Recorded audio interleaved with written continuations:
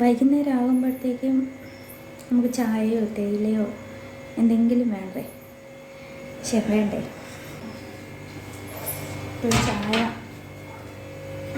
ചായ എന്ന് പറഞ്ഞാൽ ഭയങ്കര ഇതാവട്ടെ, എനിക്ക് ഭയങ്കര ഇഷ്ടമാണ്. അങ്ങനെ ചായ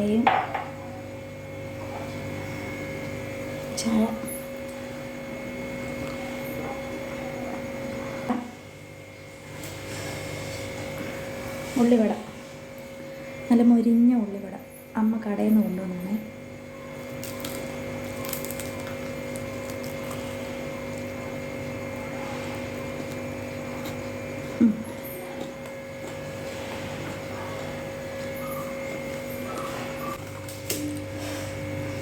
പിന്നെ കേക്ക്, പ്ലം കേക്ക്. എന്നാ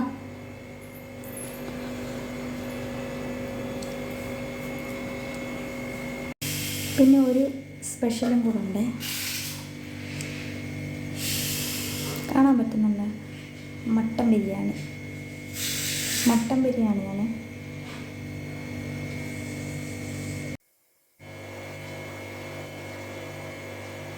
എനിക്ക് അതിനോട് അത്രയ്ക്ക് താല്പര്യമില്ല, അതുകൊണ്ട് പിള്ളേർക്കെടുത്ത് അടച്ചു വെച്ചിരിക്കുക.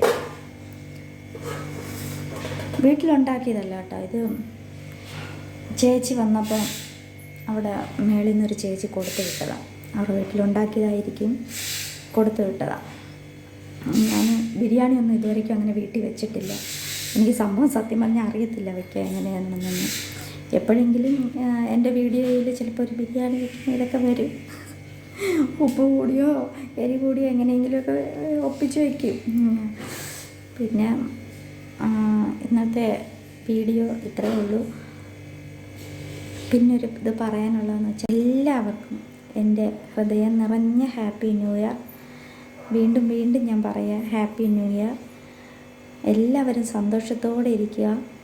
അപ്പം വിചാരിക്കും എല്ലാവരും സന്തോഷത്തോടെ ഇരിക്കുക, അങ്ങനെയൊന്നും ആർക്കും പറ്റില്ല എന്നറിയാം. എപ്പോഴും നമ്മൾ സന്തോഷത്തോടൊന്നും ഇരിക്കില്ല.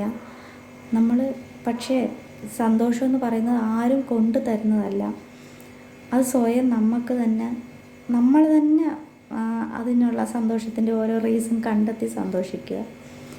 അല്ലാതെ നമുക്ക് ആരും സന്തോഷമെന്ന് പറയുന്നത് ആരും കൊണ്ടു തരത്തില്ല.